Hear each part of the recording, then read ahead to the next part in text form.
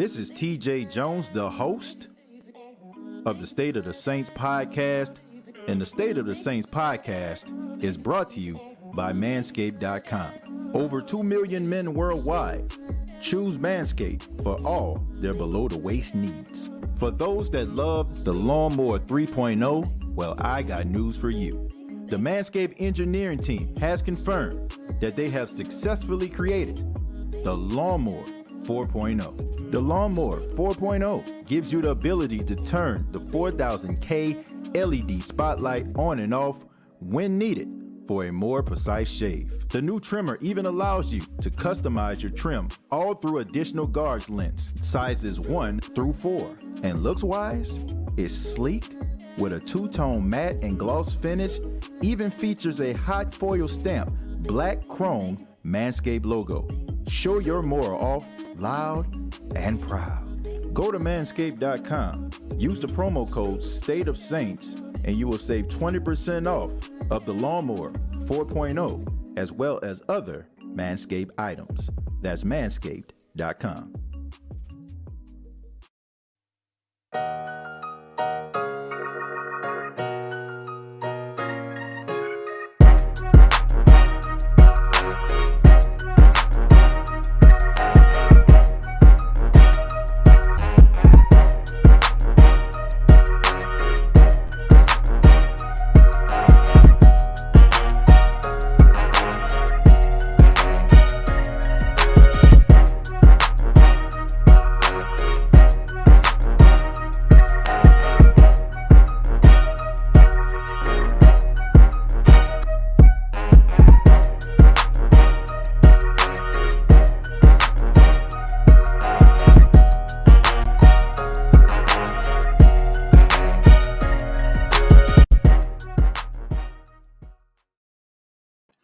Hey, what's going on, Who Dat Nation? It is yours truly, TJ Jones, the host of the State of the Saints podcast. And thank you so much for checking out the State of the Saints podcast, where we talk New Orleans Saints. And on this edition of the State of the Saints, we're going to be talking about Taysom Hill.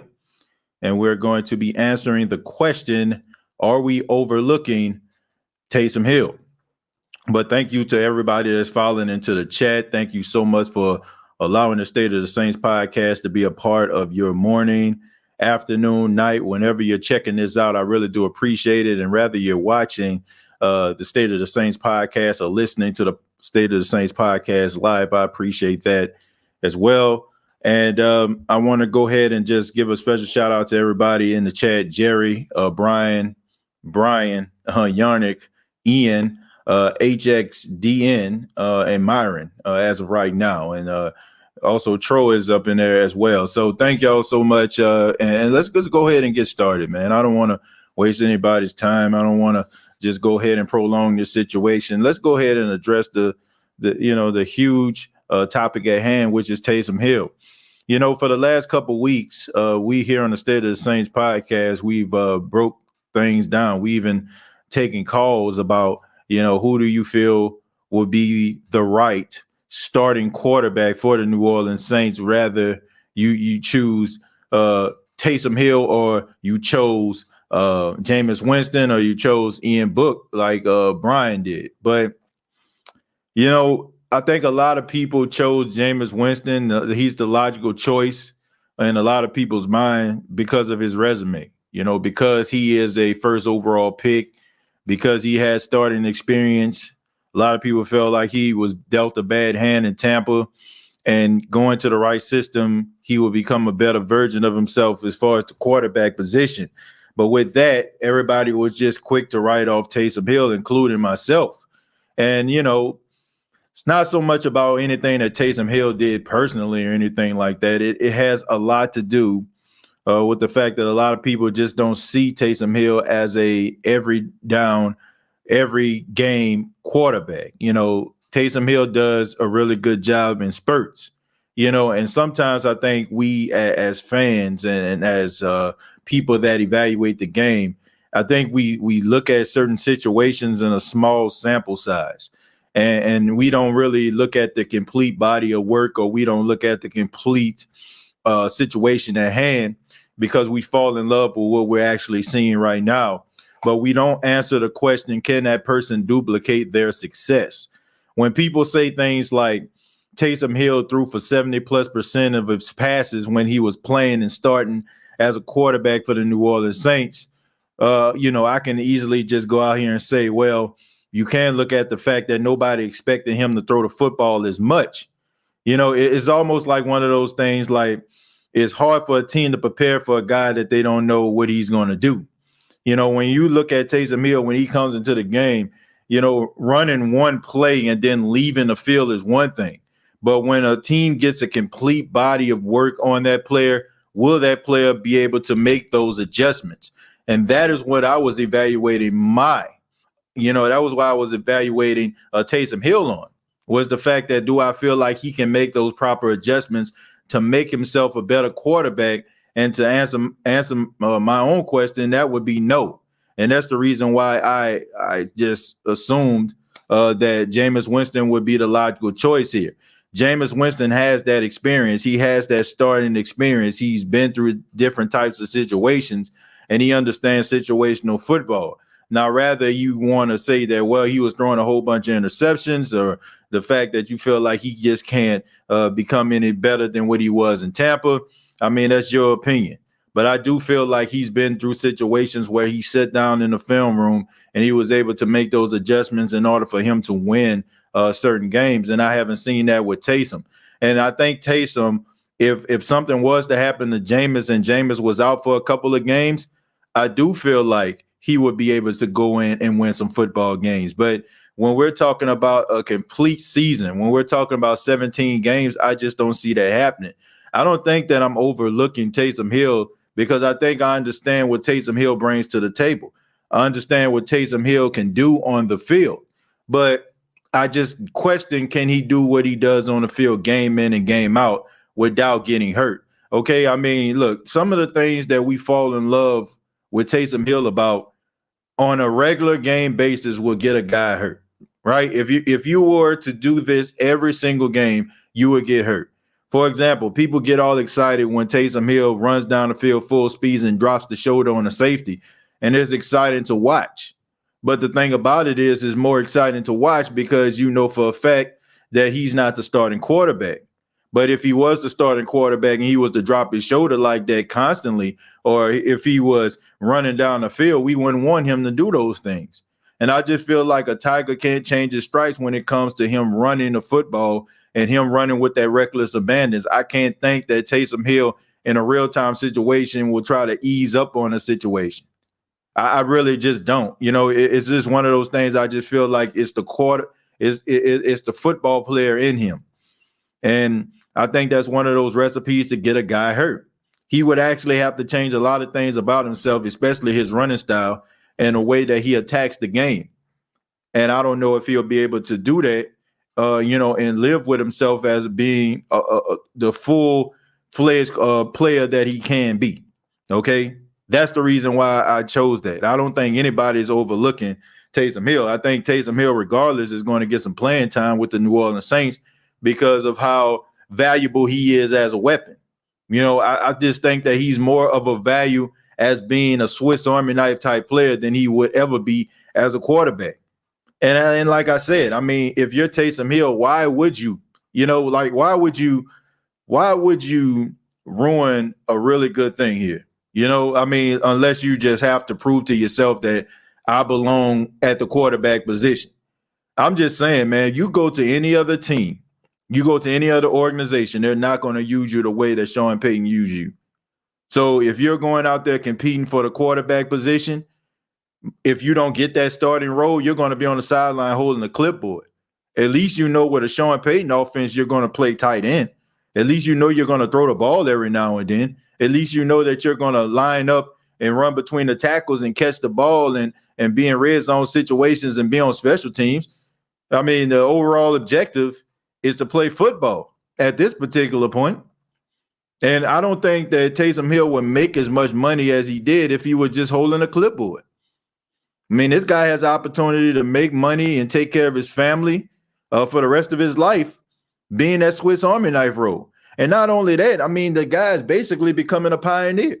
It's one of the main reasons why we see guys like Tim Tebow in the league. Main reason why we see guys like that. And when you see people like Tommy Stevens with the Carolina Panthers, everybody is trying to replicate what the Saints are doing with Taysom Hill. So I don't understand it. I really don't. Like, I get it. Like, you're a quarterback. In your heart, you're a quarterback.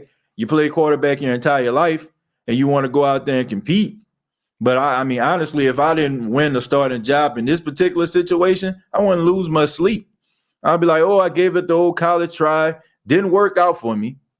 So I guess I'd just go ahead and try to move on and try to see, continue to do what I've been doing as this Swiss Army knife type guy. But I want to say thank you all for checking out the State of the Saints podcast. Go ahead and read some of these comments and see what you all have to say about Taysom Hill. Let's go with Marvin here. Marvin says, TJ, you overlooked Hill last season when Sean Payton picked him as a starter. No, I didn't. And let's make this clear. Like, let's make this clear. And I'm glad you brought this up, Marvin. I'm glad you brought this up because let's go ahead and be real with this. People like to make it seem like, and I understand why y'all feel the way you do, because the narrative is Taysom Hill started over Jameis Winston. Here's the reality. Taysom Hill was up for a contract, right? Taysom Hill wanted a shot to be a quarterback. That's just what it was. Taysom Hill, when his contract was up, when he was negotiating his contract with his agent said that Taysom wants a shot at being a starting quarterback. And this was what Sean said. This was before Jameis got here. This is before they even signed Jameis Winston. He promised Taysom Hill, if something was to happen to Drew Brees, that he would give him an opportunity to start in the game. That was a condition of his contract. Wasn't because he would just leaps and bounds better than Jameis. Wasn't because he just grabs the playbook better than Jameis. It was a promise that Sean gave to Taysom upon his contract negotiation. So for all those people out there that are just saying, well, if Jameis is so good, why Taysom started over him? That's your answer right there. It's because before Jameis even got there, it was explained to Taysom. And when Jameis got there, Jameis was given had a conversation with Sean Payton, and Sean Payton explained to Jameis how the quarterback situation was going to go down. In a real-time situation, if Drew is in the game, to not take away from what Taysom is actually doing and what he can bring to the table, we're going to bring Jameis in if something was to happen to Drew in real time. Upon Drew possibly not playing the following week, we're going to use Taysom as the starting quarterback. So it wasn't the fact that I overlooked him last year. I mean, I didn't overlook him because, honestly, he wasn't that good last year for me, not at the quarterback position. See, people think that, oh, man, because you won some, like he won some games, right? That's not overlooking. How did you look in those games? Scott fumbled the ball 2 times. In the last 4 minutes of the game, he fumbled the football. It just so happened that the ball bounced out of bounds. Or we would have been having a completely different conversation as of right now. So I didn't overlook anybody. But that's the Jedi mind trick that some of these media people like to play with you. That's what they do. They like to play these little games with you and make you and bring up these type of conversations to make themselves look credible. But when you peel everything back, you'll see that it was a logical explanation the whole entire time why Sean Payton decided to go with Taysom Hill. And it wasn't because Taysom Hill was better than Jameis. Sorry. I know people want to believe that. And I know, a lot of people want to, take shots and try to make it seem like, oh, you know what I'm saying? Like, you don't know what you're talking about, TJ. Whatever. The fact of the matter is this. Taysom Hill was promised something upon him, re-signing with the New Orleans Saints. That was one of his conditions. And Sean Payton, being the guy that he is, the stand-up guy, the loyal guy that he is, he gave him an opportunity. So I know some of you Taysom Hill fans want to believe that he was just that good and that much better than Jameis, but I hate to be the bearer of bad news. He was not. It had absolutely nothing to do with Jameis and everything to do with a contract. And like I said yesterday here on the State of the Saints podcast, it's a damn business. It's a business. We like to pretend like it's not because, we cheer for the team and these guys tell us all the things we want to hear in order for us to not get on their case. But this is a business. It's no different between you putting on a shirt and a pair of pants and heading off to work. Let them not have your check on Friday. Let the numbers don't match up. Okay? It's a business. And that's all it is. And that's something that he negotiated during his contract. That's the reason we lost the Green Bay game. Hill fumbled. He's good. He's just not ready. And TJ, the ball had baby oil on it. I don't care what it had on. I don't care if it had baby oil, Orville Redenbacher oil on it. The fact is he fumbled the football in the last 4 minutes of the game. And like I said, if the ball didn't bounce out of bounds, we'll have a completely different conversation about Taysom Hill. See, the thing about it is people are like, well, he went 3-1. He went 3-1. Here's the reality. Here's the reality of the thing. You know what I'm saying? How much was he a contributor to the success of this team? How much did he contribute to them actually winning those games? Now, I'm just being serious. You're playing against one of the worst ranked secondaries in the National Football League in Atlanta Falcons over the last 2 games that he played. You're playing against the Denver Broncos, and they didn't even have a quarterback. And the majority of that game, they actually ran the football. Latavius Murray, that was his game. They weren't talking to Taysom Hill after the game. They was talking to Latavius Murray. That's who they was talking to. And then the Philadelphia Eagles game, my goodness. You know what I'm saying? Like, I don't know, man. I just don't get it, you know? I just don't get it. I don't get how people can make things seem, you know, as credible as they want them to be when they want somebody to look credible. Yeah, they can. You know, like when you want to stand up for a guy, you're going to omit some of the situations just so it can work in your favor.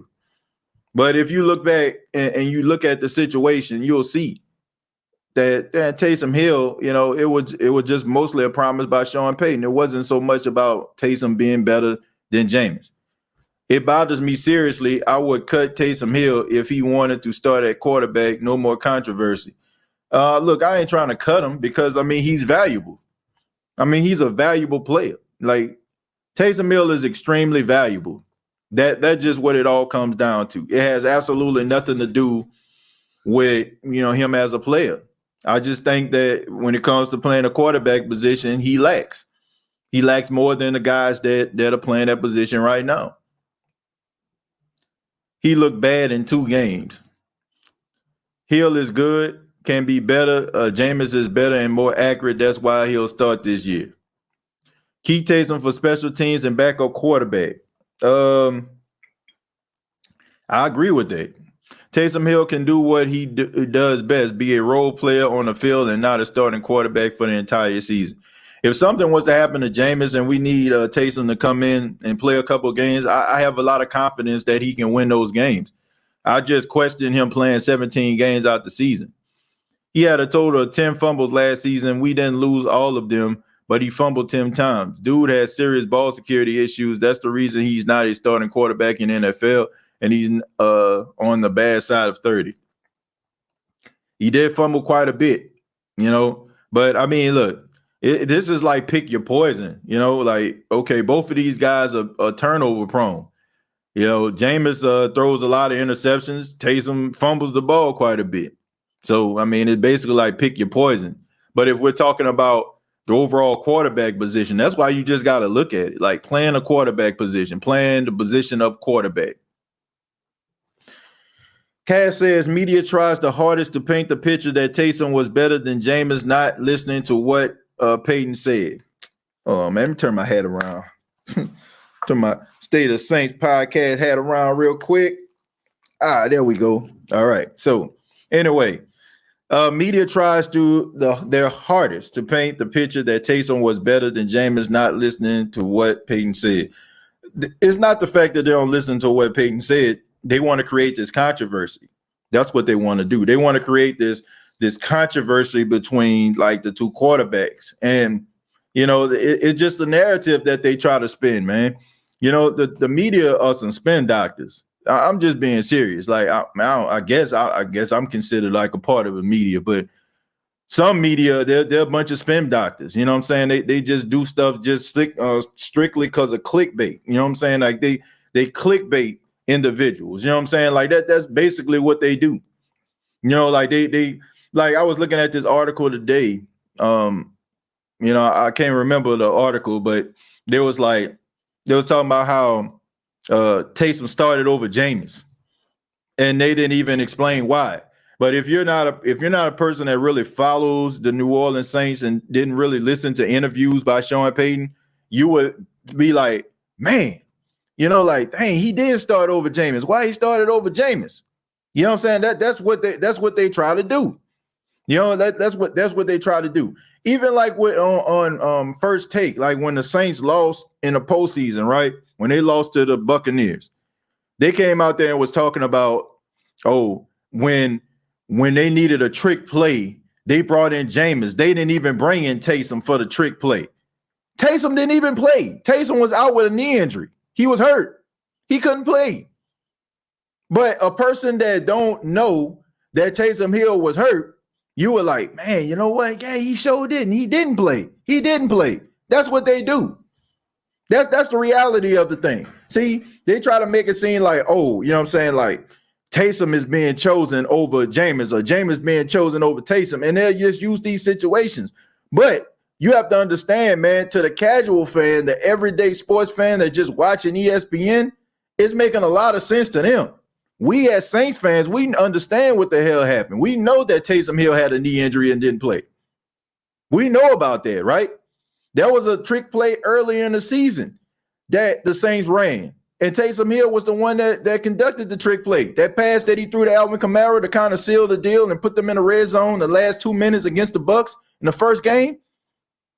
But that's what they do, man. That's what the media does, man. Like they are a bunch of spin doctors. That's it. They do that to try to give themselves credibility. But here's the thing, man. They're not talking to me and you. They're talking to the casual fan.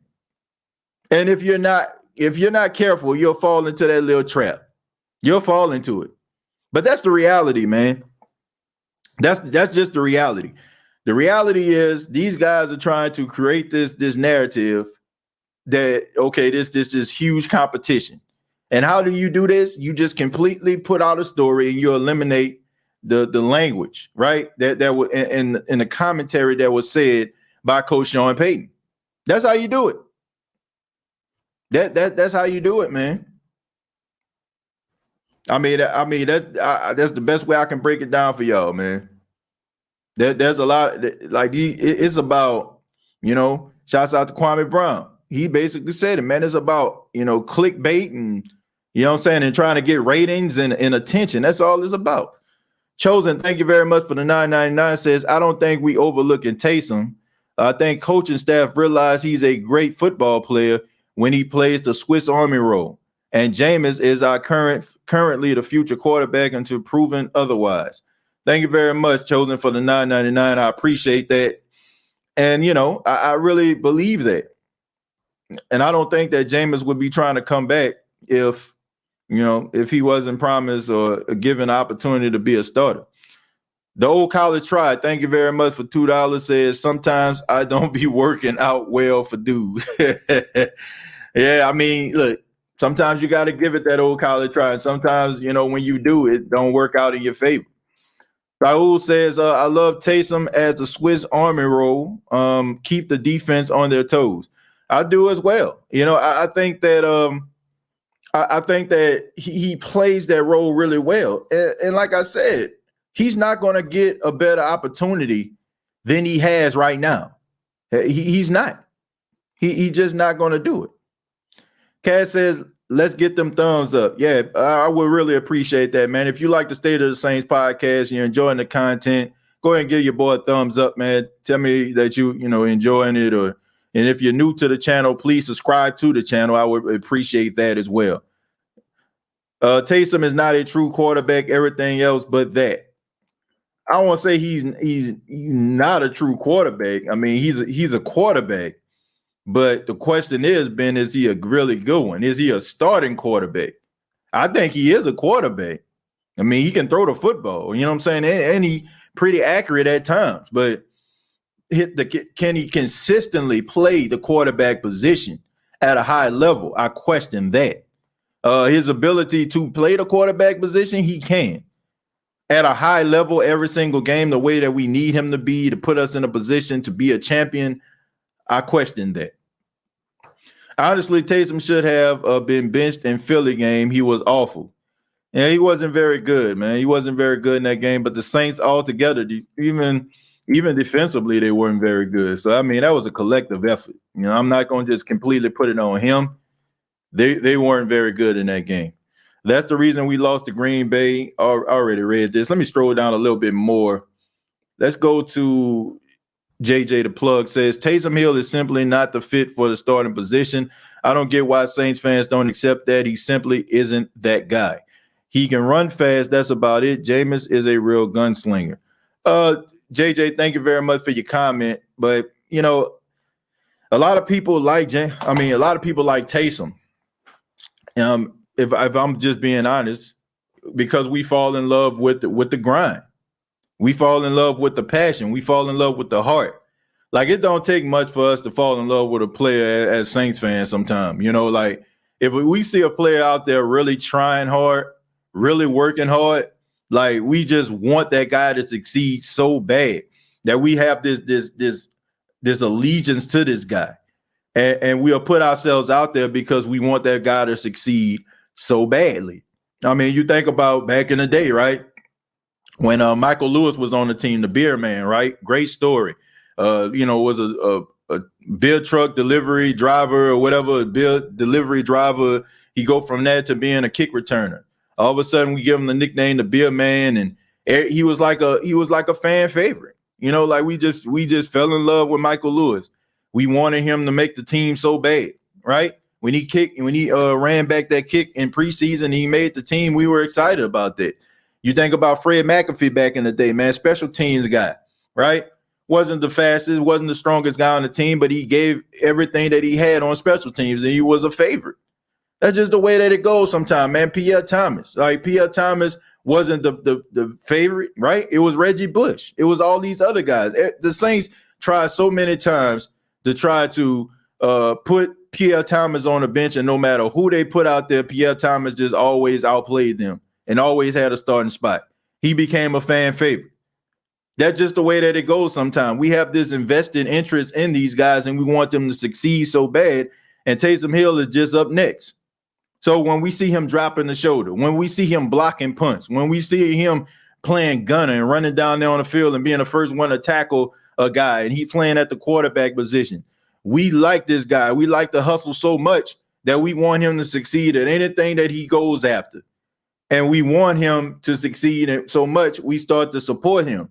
And we support him so much that we start not looking at those imperfections and those things that can limit them. And we're not looking at the complete totality of it all, right? We're not looking at it. We're not looking at the fact that we're in love with this guy because he tries hard, not because he can play the quarterback position well. And if you want the Saints to succeed, in my opinion, if you want the Saints to have longevity, you want a guy that's going to be able to win in certain situations. You don't want to just have a guy out there to be limited. And just because you like a guy, I mean, look, this ain't a popularity contest. If it's a popularity contest, I mean, he probably will win hook, line, and sinker. I mean, a lot of people love Taysom Hill. But this isn't a popularity contest. And I think sometimes as Saints fans, we forget that. We forget that this is not a popularity contest. We're trying to win some football games here. I don't care who's the quarterback of the Saints. As long as they can go out there and they can perform at a high level and win some games when need be and put the ball where it needs to be in order for our playmakers to make these plays. But we got to eliminate that fandom that we have, right? Oh, we just love him, man. He dropped the shoulder. He play hard.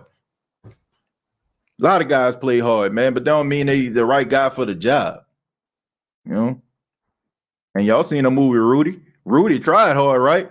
You know what I'm saying? Rudy tried his damnedest to try to make the Notre Dame team. He was a fan favorite. Everybody loved him.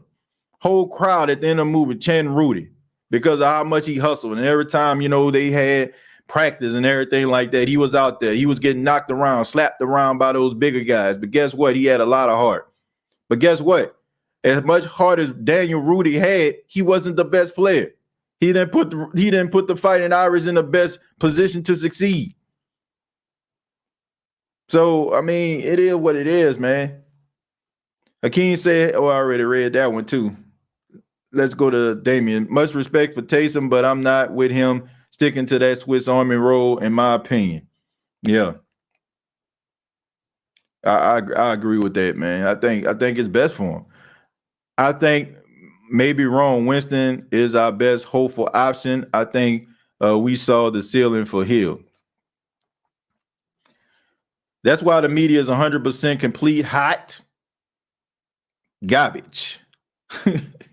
Not all of them. You keep it real though, TJ. Look, I try to. I try to keep it. I try to keep it as honest as I possibly can, man. I'm not in a clickbait business. I get it. I get it. There's a lot of podcasters, broadcasters, TV personalities that play that role, but I just choose not to. I just feel like you're not going to like what you see when you look in the mirror, and I rather go out here and do these shows and be able to look at myself in the mirror and know when opportunities present themselves. I did it, by doing it my way versus selling myself out or selling somebody else out in the process. I mean, like I said, I can play that role, man. I really can. Like, it's not that hard to do. I can do shows and just automatically just get my Skip Bayless or my Stephen A. Smith on, but that's just not me. And I don't think I can consistently do that. But a lot of people make a lot of money out there because there's a lot of gullible people that believe in buying what they're selling. I don't want to take things away from them. They're extremely talented at what they do. They're extremely talented at pulling the wool over people's eyes and making themselves seem credible. But there's a lot of things behind the scenes that people don't see. For example, those earpieces that they wear, those earpieces are connected to their producers. Those producers not only tell them how many seconds they have left to wrap up a topic, but when these guys get certain names wrong, when they get certain analytics wrong, they speaking and talking into their ear and then making themselves sound a little bit more credible. And also, they got guys that's like their interns and their assistants. These guys stay up and burn the midnight oil and find all these different information to make these guys seem like they're just the smartest guys in the room.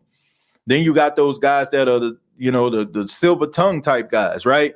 You know what I'm saying? They speak real slow and they tell you everything that you want to hear, and they tell you everything anybody else has to say that's different from you, something wrong with them, and there's nothing wrong with you. Like, people good at that stuff, man. They definitely are really good at what they do. Because if it wasn't the case, then we wouldn't be having these same conversations about people telling us, well, y'all ain't gonna be nothing without Drew Brees, right? Because that's what the media telling them. But they're not telling them that the Saints went 8-1 in the last 2 years without Drew Brees. Because they've been told their entire life, that the entire time when the Saints were relevant, that Drew Brees is the reason why the Saints are relevant. And even though as Drew Brees has gotten older, the Saints team has gotten better, they still keeping that same narrative alive because they don't follow enough New Orleans Saints news in order for them to give a real take. Too busy talking about the Cowboys and the NFC East, It's not about what you want to hear, folks. It's about what they feel like everybody else wants to hear. That's why they continue to talk about those same people. They talk about the same individuals. Because it's not about giving you the right information. It's about talking about people that are in pop culture, that are in mainstream media, and to make themselves feel relevant and to generate ratings. Although I like Jameis as a starter, I can respect Taysom for wanting to work for it. Nothing wrong with that at all. I respect him for that as well. But I just feel like if he does not get it, all hope is not lost. All hope is not lost. Jameis going to win MVP this year, and Sean Payton going to get Coach of the Year. That's wishful thinking right there. I hope you're right, though, Joe Black. I hope you're right, though. Eugene Sutherland says, folks always talking about football being a true. Hold on real quick. Like my screen kind of froze up a little bit. Yeah. Let me. Okay, go back to Eugene. My screen froze up. Folks always talking about football being a true. What is that? meritocracy, excuse me, it being a true meritocracy until it negatively impacts a player they like personally. Yeah, you know what I'm saying? That's just, I mean, look, that's exactly how it goes. That's exactly how it goes. You know, when football, when guys like a certain guy, they rally around him, right? You know what I'm saying? When they feel like this guy can generate them a certain amount of buzz, you know, they start rallying around him. But here's the reality of it. When when guys start talking about these players, right? If these players start talking about them, they feel super like, you know, man, they have such thin skin. Like they have such thin skin. It's just absolutely unbelievable. You know what I'm saying? But they have their picks and chooses. And here's the thing. When you look at guys like, when you look at guys like Skip Bayless, right? Skip Bayless has been on television for a long time. Now, a lot of people probably just think all of a sudden he was just on First Take. No, man. Skip Bayless was on ESPN since like the early 90s. I want to say like 92, 93, right? He was the person that was like doing these debate shows and stuff like that. It never popped off. It never popped off for him. Like it never worked out. But then all of a sudden there was this 17-year-old kid that came out of St. Vincent St. Mary High School named LeBron James. And everybody appointed LeBron James as this king. They appointed him as this, you know what I'm saying, like the future of basketball. Everybody was saying this. Everybody can see this. LeBron was like one of the first people I seen, you know what I'm saying, on like just on a main stage like that playing basketball. Everybody was saying this guy was the chosen one. But Skip Bayless spoke against him. And the next thing you know, the rest is history. This guy built his entire career on talking about LeBron James going against the grain. But in the process, he gave the blueprint to a lot of these people out here to be contrarians, and they realized that contrarians and being contrarians can generate a lot of revenue for them. So that's the reason why you got all these people out here now that seem like they're going against the grain and they want controversial hot takes. Same thing with Stephen A. Smith with Kwame Brown. You know, it's just what it is, man. That's just how it works. When a guy sees that they can generate buzz, when they see that they can generate revenue, when they see that they can generate attention by going against the grain and talking about a guy that a lot of people see as an unsung favorite, they feel like that can put them and catapult them into a certain lane, and they can get certain perks that others can't. But here's the thing, man. You got to continue to be that jerk and that jackass every single day of your life, and I don't think I would want to do that.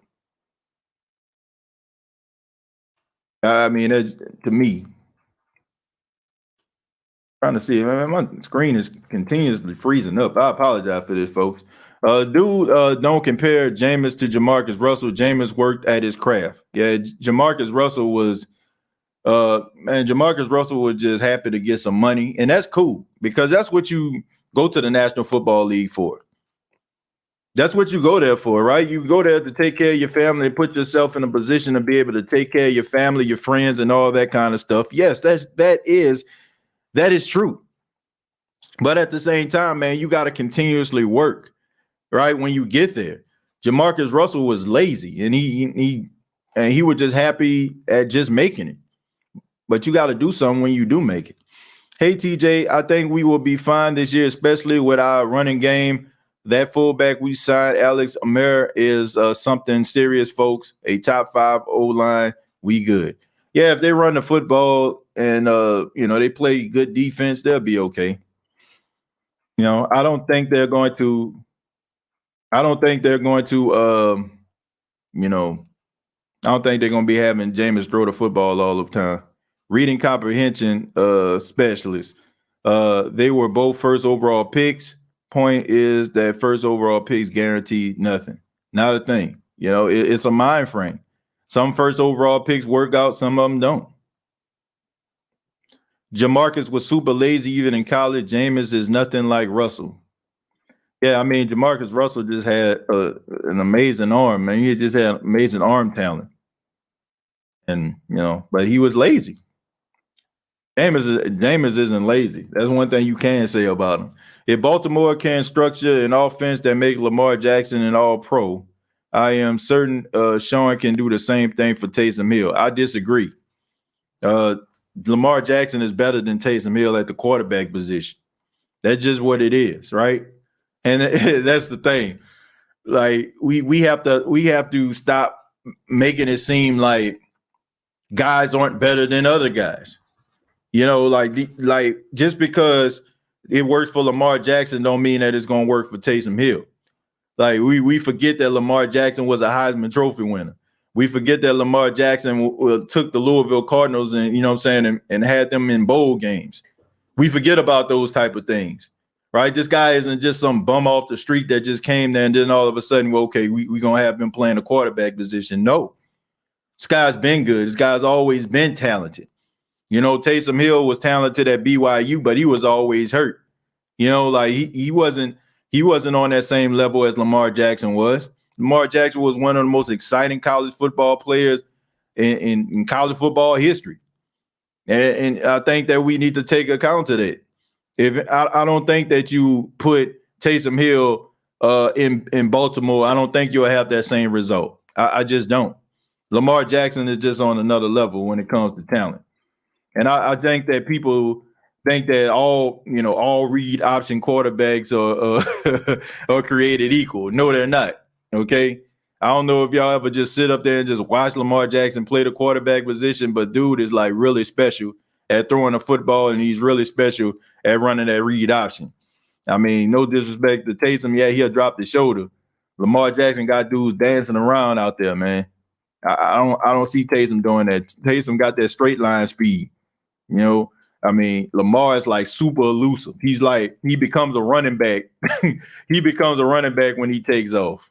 Taysom is like a fullback. It's like I don't know. It's like like a tight end or something like that, taking off straight line speed. He ain't about to make nobody miss. For everything Saints fans like about Aaron Brooks, Jameis is much better and has an even better supporting cast. I agree with that. He sounds like a Drew Brees fan with that comment. Jerry, Robin Hood is just an emotional Taysom fan. Look, I don't have no problem with anybody being a Taysom Hill fan. I think that Taysom Hill is talented, but I don't think that he is on the same level with Lamar Jackson. I don't think that that's fair to say. All guys aren't created equal. Like, I don't think that I don't think Taysom Hill would be a league MVP if he was in Baltimore. I don't. Lamar Jackson beat Florida State in college. Who had Taysom Hill beat? Tramal. Yeah, Hill would run people down before dodging. Taysom Hill is a Derrick Henry. No, he's not. No, he's not. No, he's not Derrick Henry. He's not Derrick Henry at all. Derrick Henry is Derrick Henry. If I could compare Taysom Hill to somebody, this is who I compare him to. I don't know if y'all remember, okay, because they're gonna make it seem like I'm just saying this because the guy was white, but no, he definitely reminds me of Peyton Hillis. That's who he runs like. He runs like Peyton Hillis. He's not a guy that's gonna make you miss with his, and he's just a straight line speed guy, and he'll run you over. And I'm trying to think of another guy if I can somebody. I'm trying to see. Definitely Peyton Hillis. I will put him in the same category. He got a little bit of Tim Tebow in him, right? When Tim Tebow used to run at Florida.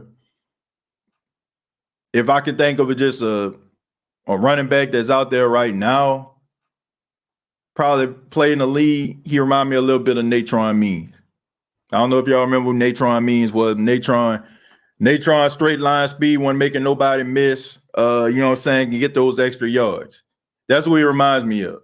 Not a guy who is going to make you miss. Not a guy that's just super elusive or anything like that. Like he has like He has this power of a Natron Means. He has that straight line speed of a Peyton Hillis, right?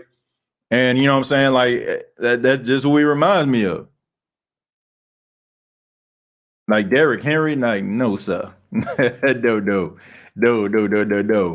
Once again, all running backs, all quarterbacks, all read option quarterbacks are not created equal. Bro, did someone really compare Taysom to Derrick Henry? I'm going to have to log off the internet for the day. Mike Allstott. No, I don't. No. I thought about him, but no, he does not. Mike Allstott had about 3-4 dudes on his back. No, sir. Nah. Mike Allstott was in a league all by himself. He's Tim Tebow with a better arm. I would give him that. Chargers running back Means. Natron Means. Jerome Bettis. Heck nah. Natron Means business. Nah, yeah, man. Natron Means, that's who he reminds me of. Guy get those extra yards. You know what I'm saying? Can go yards a little bit if the hole is open enough. Our issue is some folks want to decide the quarterback competition before it starts, and the offense structured to his talent. Taysom Hill will excel. Time will tell. It could be right. You could be right, Robin Hood. You know, like he could excel in a certain offense that's catered to him. My thing is, though, this is where you got to be careful, Robin. The way that he plays the quarterback position, he's susceptible to getting hurt. Don't believe me? He plays 4 games, right? Played 4 games this season. Didn't even get an opportunity to play in the postseason in the divisional round game, right? He didn't play. You know, like the way that he plays the quarterback position is very, very dangerous, especially for a guy who has some ACL injuries.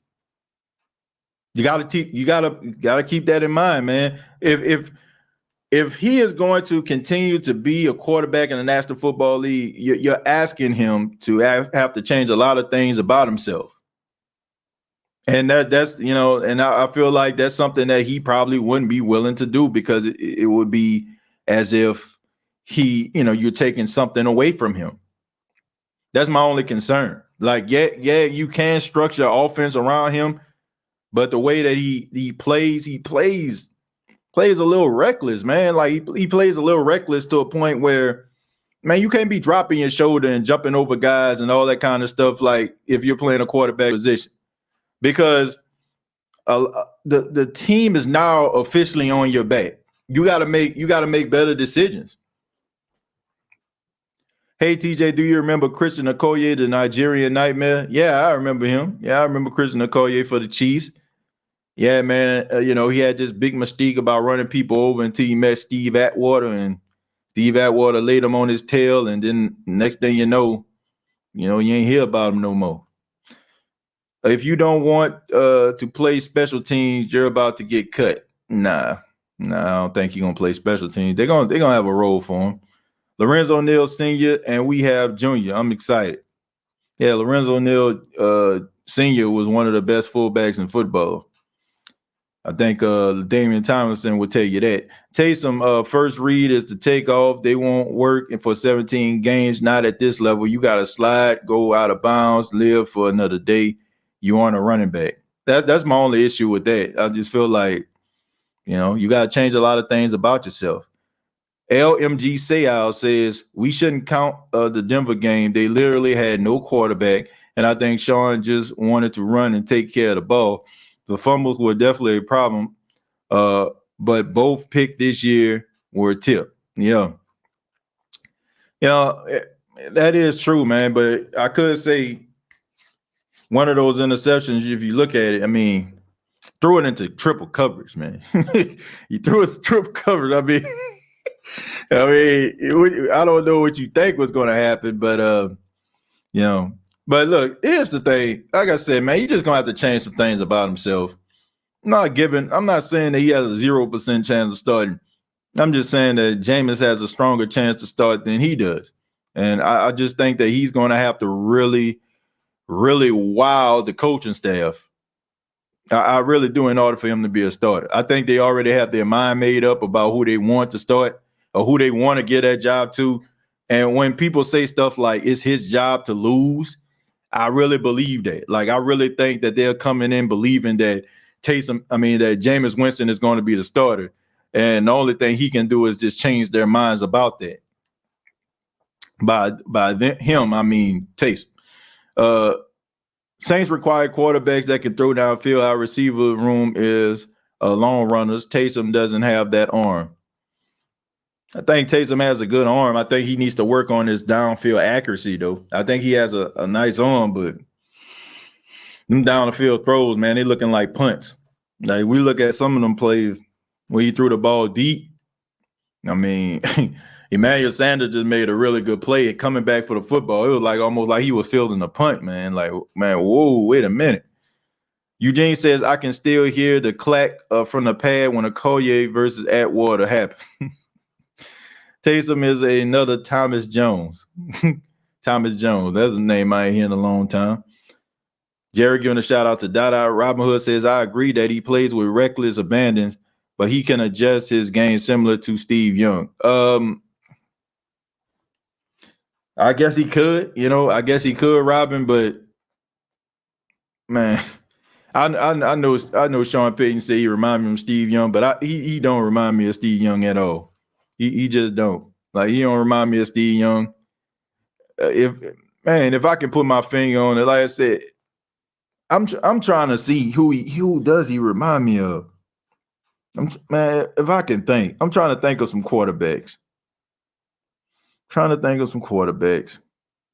Who does Taysom Hill remind me of at the quarterback position? Quincy Carter, you know what I'm saying? Like, guy like that. Like, when it comes to like throwing a football, Quincy Carter, T. Martin, I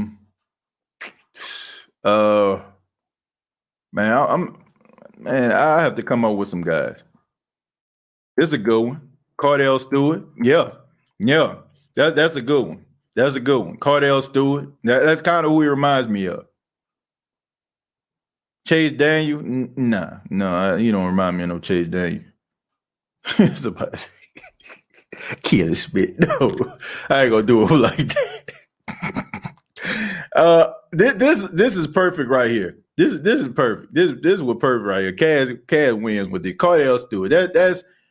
That's who he reminds me of. I mean, even like the satire reminds me of Cardell Stewart. The fact that that everybody kind of writing him off, and can he play quarterback? This, that, and the third. Jeff Garcia without the accuracy. Nah, man, because Jeff Garcia was pretty doggone good for them Niners, man. Jeff Garcia was a lot better than people give him credit for, man. I know, a lot of people wouldn't think of him as being a really good quarterback, but he was, man. He was pretty good. Probably could have had some years if he didn't end up starting like so late in his career. Like, he started like on the other side of 30, kind of similar to that of a Taysom Hill. That is similar. Can we just clone Taysom for all the positions? I don't believe that. I think what he does well. Daniels was more a classic quarterback. Yeah, he doesn't remind me of Chase Daniel at all. Tebow. To a certain extent, when he runs, yes. When he throws, no. Especially if you go back and research an interview with Steve Young, you will see Steve Young actually say Taysom Hill is a faster version of himself. I mean, okay. I just don't see it. I don't see it. I don't see what Steve Young sees. I don't. The only similarities I think they both went to BYU. That's it. Both of them went to Brigham Young. That's the only similarities I see. I don't see Steve Young. I don't. Like, I watched my fair share of Steve Young in my life. Okay. I mean, look, that was the time frame I grew up. You know what I'm saying? Steve Young was like one of the first quarterbacks I can really truly remember watching. You know what I'm saying? In my childhood, that I mean, my uncle, shouts out to my uncle Isaac, was a huge 49ers fan. And he loved himself with Steve Young. You know, so I just don't see it, man. Like, I just don't, man. Steve was a beast, man. I don't, bruh. Steve was a beast. I just don't see it, man. You know, I appreciate Steve Young. I mean, he's Steve Young, of course, but I don't see it. I don't see that dog like Steve Young was when it comes to Taysom Hill. Like, I don't see anything that resembles Steve Young when it comes to Taysom Hill. There's no disrespect. They just two different quarterbacks to me. Blake was a damn good quarterback with a live arm and accuracy. I failed to see the comparison. And then, man, Jeff Blake wasn't, a guy that was out there scrambling out the pocket like that. Can he scramble? Yes. But he wasn't looking to do it like Taysom was. Love the show, TJ. Thank you, Corey. I appreciate that. And thank you for being a supporter, man. Cleo.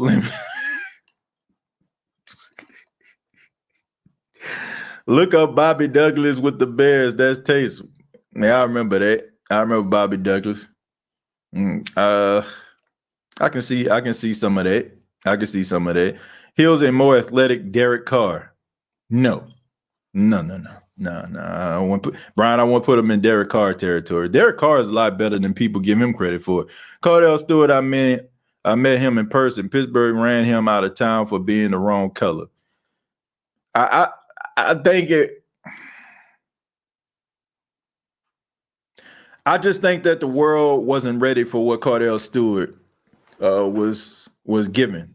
Cardell Stewart definitely would have got an opportunity in today's NFL. I just think that some guys just come way before their time, and the world isn't able to accept them at that particular moment. It's almost like, to me, I use this example of Danny Wolfle, right? Danny Wolfle was really good at Florida, but he was a spread quarterback, right? And when he came into the league, he had to change to that whole pro style thing, and I think it didn't pan out for him. If Danny Wolfle would have came in today's NFL, he probably would have been a starter. He would have been a starter because coaches would have built their offense around him, and he would have been a little bit more successful. So I just think that guys come at the wrong time. He comes at they come at the wrong time, and the world doesn't know how to accept them and receive them. It's almost like if you ever seen that movie Talk to Me, with Don Cheadle played the legendary radio personality Petey Green. Petey Green was a radio personality, got out of jail, was a guy who was straight matter of fact, very controversial. And, the world wasn't ready for him at that time, man. They weren't ready to have the conversations he was talking about on the open forum, like live radio. And but you had guys like Petey Green who paved the way for guys like Howard Stern and Don Imus and, the Rush Limbaughs of the world and all these other cats, Charlemagne the God. So, sometimes guys come along and the world isn't ready for them yet. I think that's what we're looking at when it comes to Cardell Stewart.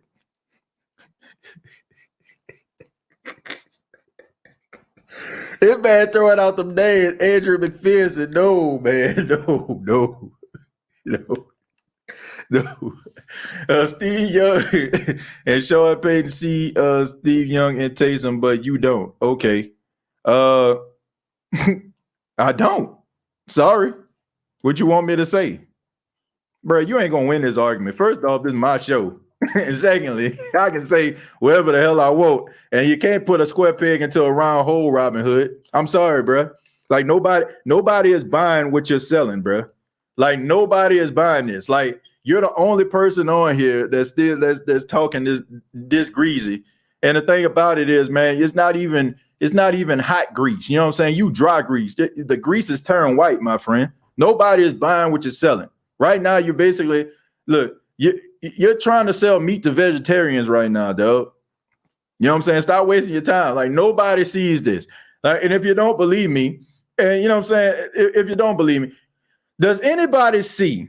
I just want to make sure that I'm not the only person. I'm about to answer this question. Just feel free to comment in the comments down below, folks. Does anybody see Taysom Hill similar to Steve Young? Does anybody see, when you look at Taysom Hill, does anybody see Steve Young? Yes or no? Comment. Just go ahead, hit me with a yes or a no. Just hit me with a yes or a no. I just want to make sure. I just want to make sure that I ain't tripping. I just want to make sure I'm not tripping. Okay, because maybe you do, and then, like I said, there's nothing wrong with that. All I'm saying is, I just don't see it. All right, I'm looking at this, man. Okay, I'm looking at it. We got Dark says hell no. John Miller says 50-50. Okay, John, fair enough. Lavelle says hell no. Lagbait says no. That's just looking at the pass to run attempts. Mark says hell no. Mocha says hell no. Corey says hell no. Wendell says hell no. Spec says next John Elway, bruh. Okay, fair enough. And Jose says no. I mean, we're getting them in. Phil, no way. Phil says no way. Natasha says hell no. Jerry says hell no. Akeem says F no. Jules, they don't want to hear the truth. Lionel says nah. Anderson says nah. Eugene says the only thing Steve Young and Taysom Hill have in common is BYU. Ricky says TJ hell no. Tyrone says hell no. Bishop Bowinkle says hell no. To the no. Hell to the no. Everybody's saying no, man. Everybody's saying nah. All right. But like I said, this is not the run off Robin Hood. Not at all, man. I'm glad Robin Hood is here, man. Thank you for your commentary. You know, and he says, yes, man, ain't nothing wrong with that. Ain't nothing wrong with believing that. Me personally, I don't say it, Robin. I don't. Bobby says exactly. Me personally, I hope you're right, Robin Hood. I mean, look, I ain't got no problem with it. If he does pan out, then you know we are the recipients of that success. I just don't see it. Convenient clip to have on deck. Hey man, we professionals over here, man. We professionals. If you can watch highlights of each of them and say they're similar, you don't know football. Dark Horse, I just, man, I watch, like, I'm serious. Now, I grew up, I was born in 1986, right? So 90s, that's my territory right there, right? In around 1990, 1991, that's when I started to, you know, have memories from my childhood. I mean, when you're 2 and 3 years old, you don't remember that stuff. You might remember little clips or something like that. It's something like happened in your life, you know what I'm saying? But in the 90s, right? You know, like when Steve Young just first started, you know, playing for the 49ers, and he was the starting quarterback. That was my territory right there. All right. When Brett Favre was out there playing, that's my territory. When John Elway was out there, you know what I'm saying, in his prime, Jim Kelly in his prime, right? That's my era right there. I watched a lot of Steve Young football. A lot, man. A lot of Steve Young football. And I'm just saying, I just don't see it. I see the heart, the tenacity, but when it comes to like playing a quarterback position, no. That toughness, yes, you got me there. Playing a quarterback position, I just don't see it. Yes, because yes, but they only because they're both white. Question should be if Taysom was already with QBs, would be better at QB. He's always with the QBs though, John. Like, here's the thing. The thing about Taysom is he studies with the quarterbacks. Then he goes to the tight end room, special teams room. So he's always with the quarterback. On paper, he's a quarterback. So that's the room that he spends the majority of his time in. You know, so I mean, he knows the plays and stuff like that and all that kind of stuff and the verbiage. So I mean, quarterback is his position. He just asked to do other things too. Robin Hood's Taysom Hill love is surpassed only by the one dude's love for Ian Book a couple weeks back. Look at the tape, Robin. You are in denial for whatever reason. Tell me you don't know football. Taysom was only on pace for 30 fumbles like Jameis 30 interceptions. Steve Young hated the Saints Dome Patrol. Yeah, he did. I hope Robin Hood is right because we will be the recipients of it. Exactly. So are you okay? Are you all saying Sean don't know football because he made that comparison? No, we're not saying that he don't know football, but it just, man, it's just like me, right? If how many people that we know, you know what I'm saying, and we say, or we see a kid and be like, man, this kid gonna be the next LeBron James, or we see like, or we see, you know what I'm saying, like, or we okay, for all my coaches out there, for all my teachers, right? You might see your students, your pupils as, you know, the next, I don't know, Albert Einstein or the next Bill Gates or the next Barack Obama. If they don't go out and pan out to be that, you know what I'm saying? Does that mean that you know not a good teacher? You know what I'm saying? Does that mean that you're not a good coach? No. You know what I'm saying? Like, I mean, people give their comparisons. That don't mean that it's accurate. You know what I'm saying? I don't want to say it's not accurate, but that doesn't mean that everybody is going to see it the way that you see it. So that's just what I'm saying. Like it don't. I don't know. Like just because he sees it that way, don't mean that I have to. That's all I'm saying. Like, you know. Derrick Henry can be the same Derrick Henry that played for the Taysom better hope Ian Book don't outplay him in preseason. We all are saying Peyton will lie. I don't think he lied. I think that's how he really feels, but I just don't see it. Sean always saying wow-ish. If you know the Saints, you will know that. I don't know now, man. Like he has some takes that are pretty accurate, right? I mean, when rookie season, when Will Lutz was missing all them field goals and stuff like that, and he said, "Hey, this guy's going to be kicking a lot longer than I'm coaching." I mean, Will Lutz was like one of the most accurate kickers. He had a little sputter down the stretch this past season, but he's one of the most accurate kickers in football. He says that, you know, Alvin Kamara remind him a lot of Marshall Faulk, and I fail to see anybody that would disagree with that point. You know, so I mean, he has some takes that are pretty accurate, you know, and you know, they age pretty well, but it's not to say that he gets it right all the time. I compare Taysom to John David Booty. No coach going to admit his quarterback has butterfingers because he talks him up. Exactly. John is correct about being with the quarterbacks since he had to learn 6 different positions. 10 fumbles last year in a handful of games. Sean Payton also said Juwan Dawson is a Marcus Colston clone. Sean Payton ain't right all the time because he's the coach. The dude reached.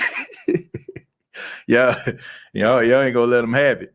I grew up in a Bay and watched Steve Young live. Ain't no way is Taysom anything like a Steve. Okay, Peyton is vested in Hill. I mean, look, you're not gonna bury a guy. Hey, TJ, not considering stats or numbers of championships, who do you think is the greatest quarterback of all time based on athleticism and how he played the game? The greatest quarterback of all time to me is Joe Montana. I don't care what anybody said. Joe Montana is the greatest quarterback of all time.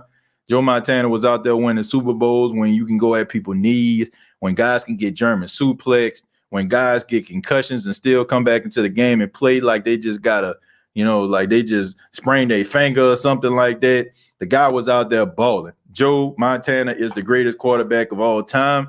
A lot of the time, like I'm not disrespecting Tom Brady or anything like that, but a lot of the Tom Brady championships because, you know, of the offense and how the NFL, changed the offense. I mean, changed the rules to make the rules more friendly for offenses so they can just throw for a whole bunch of yards. Because here's the reality, man. When teams were winning 3-0 and 6-0 and 9-0, people were falling asleep in the stands. So now you got rules that are lax, so the offense can throw the ball all over the field.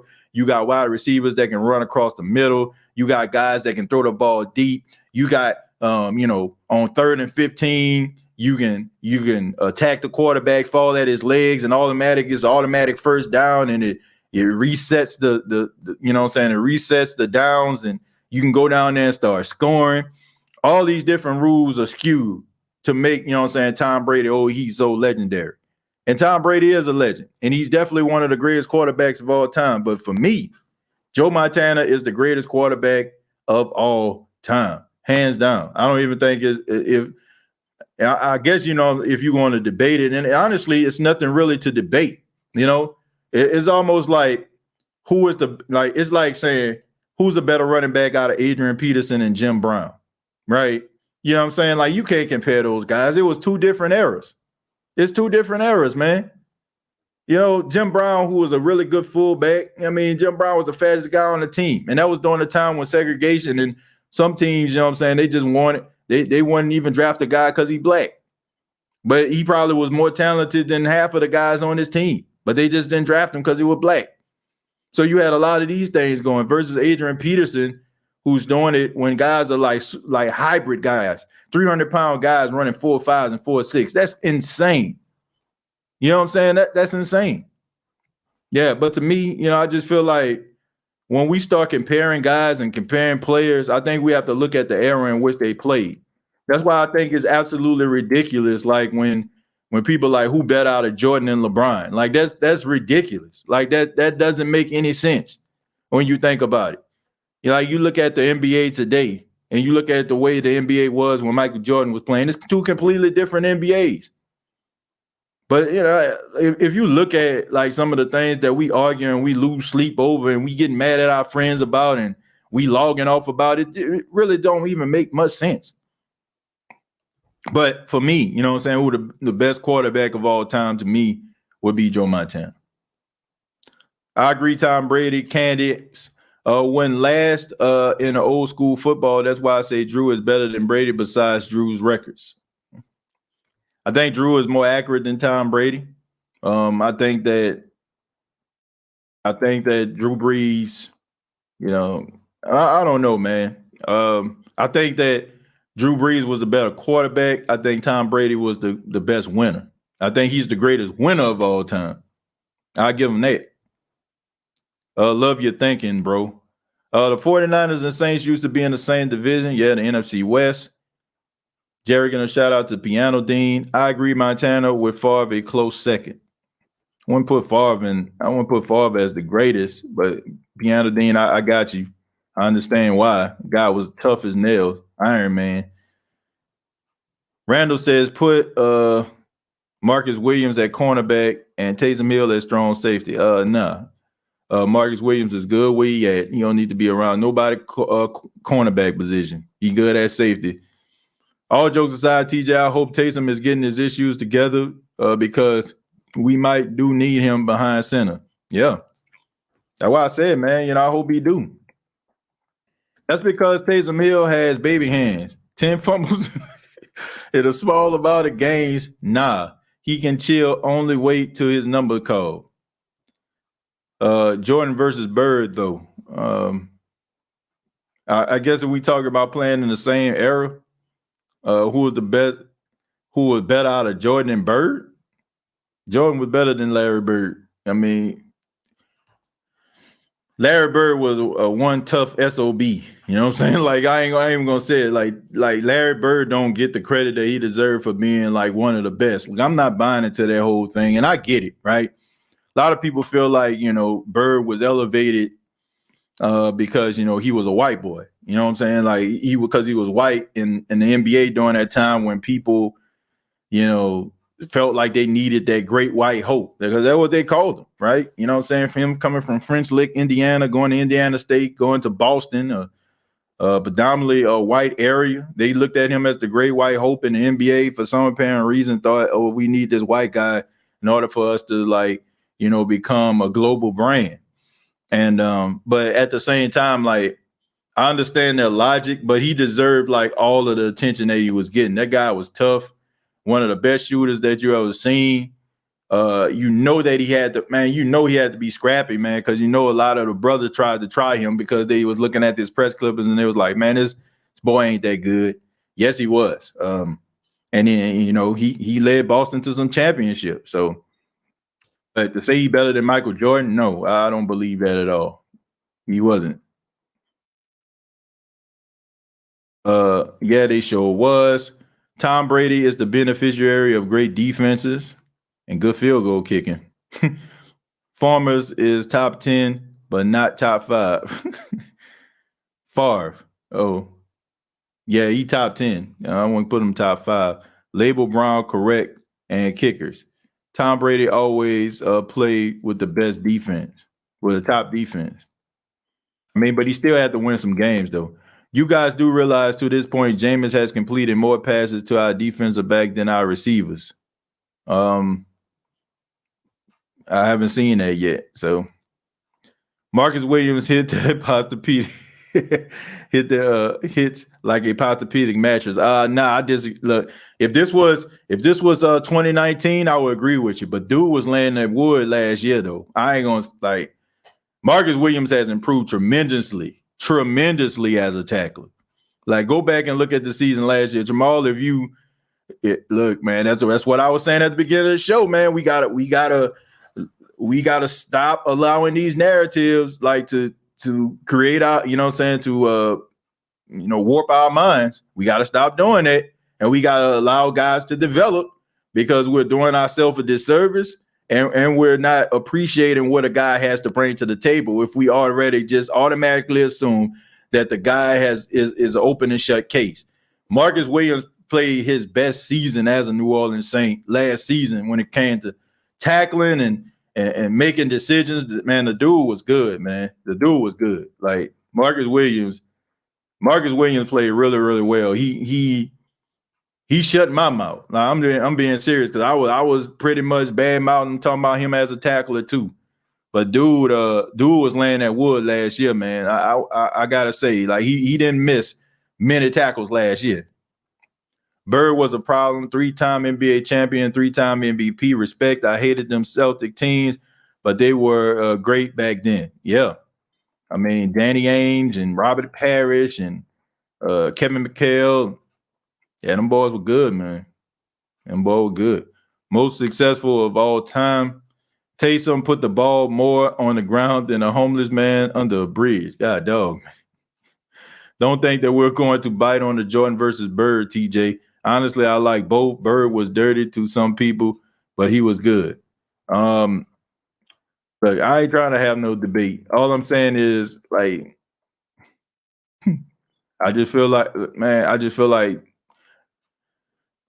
Jordan was such a competitor. Bird was a competitor, but Jordan, I think what gives Jordan the edge is Jordan meant more to the NBA. Like, I just think that you have to give guy a couple notches when they become trendsetters, right?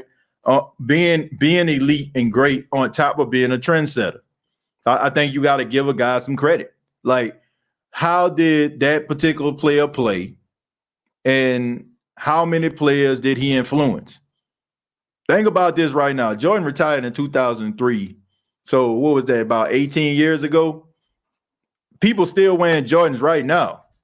To this day. You know what I'm saying? Like, people, like kids still wearing Jordan, never seen this dude play a game.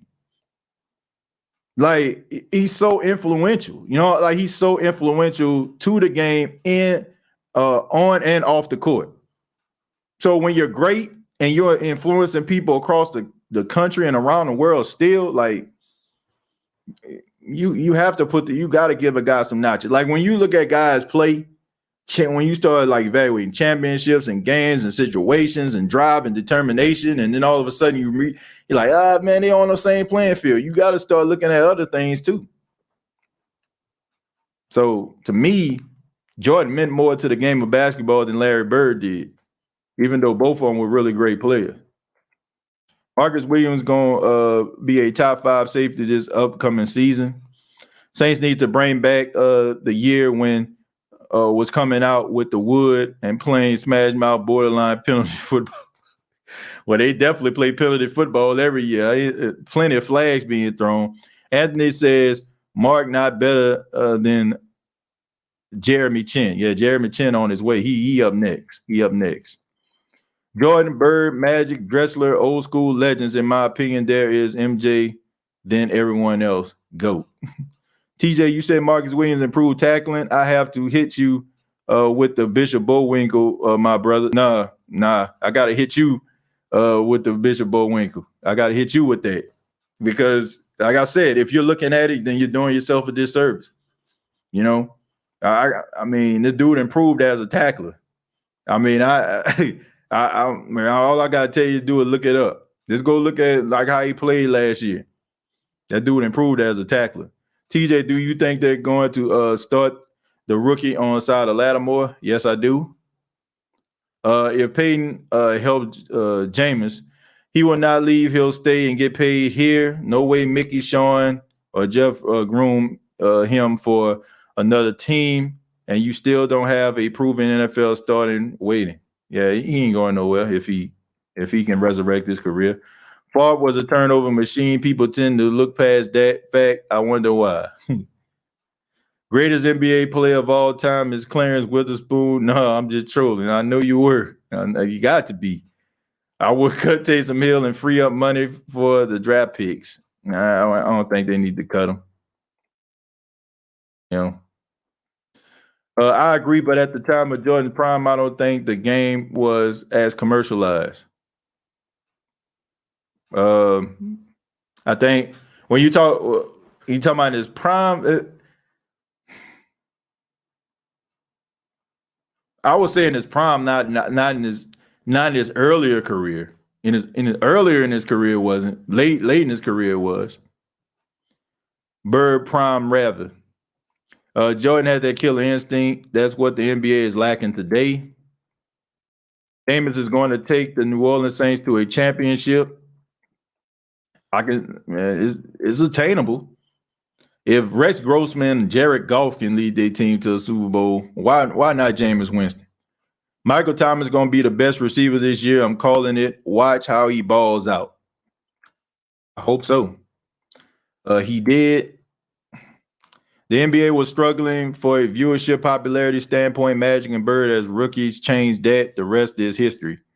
Yeah, that's true. You know, that's why they were playing Boston Celtic games, and then they would play on the West Coast. They'll play Magic games, and it just so happened that both teams were really, really good, and they were able to, I think it was like around the time when the NBA got a CBS contract, and they market Magic and Bird. So, and it helped the league tremendously when both of those teams were going to the championship, going up against each other. Putting you on the spot, TJ, who you have in the NBA finals and who, let me see, who you think taking it all. I got the Brooklyn Nets representing the East. I got the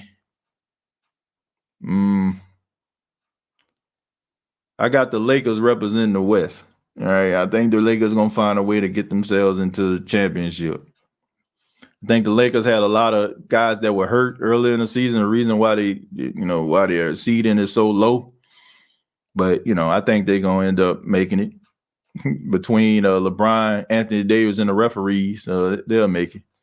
Robin Hood's there. I think it's interesting that folks have already made up their minds about Taysom Hill after only 4 games as a starter. That is not a large enough sample size to judge any quarterback on. TJ, are you trying to catch some training camp practices? I don't know if I'm be able to catch any. I want to, but I don't know if I'm catch any. Traquan Smith might actually get some yards along with Harris if Jameis starts. Do you think Winston will get the ball out fast like Drew and throw receivers open? I think he can.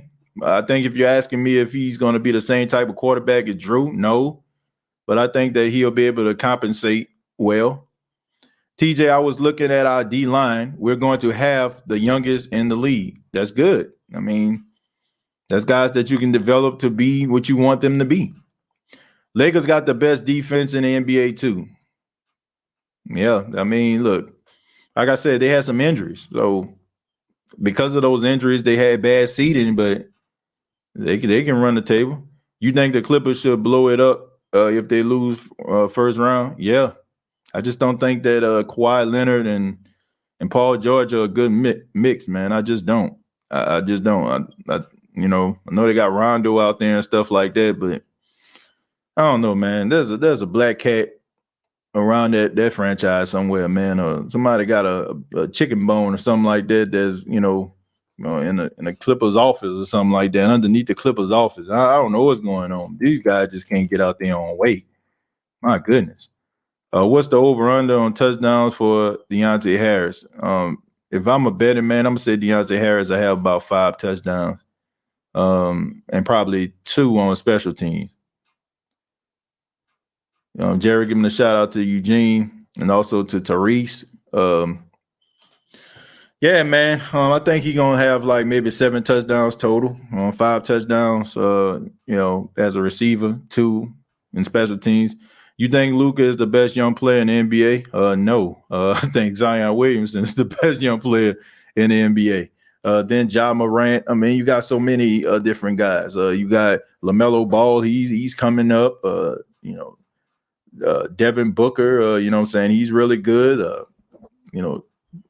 Trae Young is another guy that's really good. So I mean, you got some talent, but I'm putting Zion, man, above all those guys, man. That shooting percentage that he had, man, that field goal percentage, man. I mean, that's insane. You know what I'm saying? That's insane what he had before he ended up getting injured. So yeah. TJ, thanks for the podcast. We will see what happens in September. I am out. Robin Hood, I appreciate it, man. Shouts out to you, man. And like I said, I hope, man, look, there's no right or wrong about this. Any way it goes, we all win. Ja Morant is a monster. Yeah, he definitely is. He got some Allen Iverson in him. Definitely do. Him and Damian Lillard, like 2 of the closest guys that remind me of Allen Iverson. I know everybody talk about this whole Mamba mentality and stuff like that. Rest in peace to Kobe Bryant, but AI had a mentality too, man. And I'm going to finish the show with this one right here. What Bobby says, TJ, who is your dark horse player for the Saints at camp? I'm going with Kawhi Baker, 7-rounder, but talented. Well, look, this is my dark horse. Probably a little bit of a cop-out, but I'm going to say Adam Troutman. Adam Troutman is my dark horse because you still have people out there that are not on the Adam Troutman bandwagon. Some people feel like this guy's not going to be all that, and some people are questioning why the Saints got rid of Jared Cook. I think the reason why the Saints got rid of Jared Cook as fast as they did and didn't try to work things out is because they know for a fact what Adam Troutman going to bring to the table. So that's my dark horse right there. If I'm looking at like on the defensive side of the football, I'm gonna go with Keith Washington, man. I believe in this kid. I think that he had a good training camp last year. I think he was just a little bit too small. I think he gained a little bit of weight looking at some of his stats. I mean, not stats, but looking at some of his Instagram stuff. It's like he gained a little weight. He already had the size and everything like that. So that's my dark horse right there. But I want to say thank you all for checking out the State of the Saints podcast. Thank you so much. I really do appreciate it. Be sure to go ahead and hit that like button before you get up out of here. Also, we still have State of the Saints podcast t-shirts that are available right now. State of the Saints podcast t-shirts right now. All you have to do is go to Cash App, send your information, your name, your shirt size, $ State of Saints. Like I said, shirts are still available. We still have shirts in all different sizes if you want to get one. Also follow on social media, facebook.com, search The State of the Saints Podcast. Facebook.com, search The State of the Saints Podcast. Subscribe to the channel if you have not already. Previous episodes available on iTunes, Spotify, iHeartRadio. Want to thank the sponsor of the State of the Saints Podcast, Manscaped. Check out the Lawnmower 4.0 that's available right now. Go to manscaped.com. Use the promo code State of Saints. That's all one word, State of Saints, lowercase letters. You will save 20% off of the Lawnmower 4.0. No matter if you spend $100 or $10, you use that promo code, you're saving 20% off. That would really help the State of the Saints podcast. purchase some of those Manscaped items. They're really good, really helpful, and hope everybody has a good and productive day, evening, night, whenever you're checking out this podcast. Like always, all I got to say is, who dat?